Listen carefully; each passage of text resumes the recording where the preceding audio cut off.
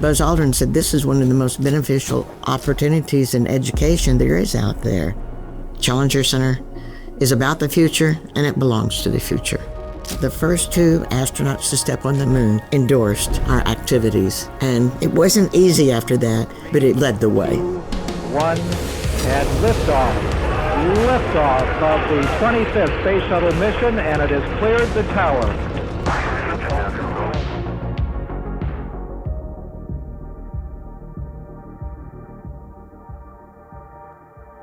I was sitting at an event in memory of the Challenger and the crew, and I was sitting next to Mrs. Nancy Reagan, and I said to Nancy, I know NASA will continue space missions, but who will continue our education mission?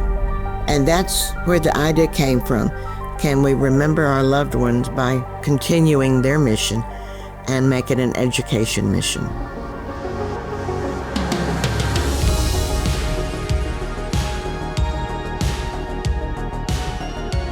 Over 7 million students have been through at our over 30 learning centers, and they each walk away with a different vision of what they can be, of who they can be.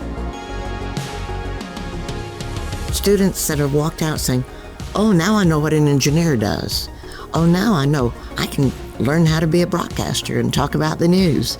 I can build these parts. And they have different ideas of what they can be, so they can work toward that. When they come to a Challenger Center, are going to be immersed in a lot of STEM activities, but what they also may not realize is they're learning what we often call the soft skills, and that is being able to communicate and work with different people, being able to say things yourself and take responsibility. Challenger Center belongs to the future.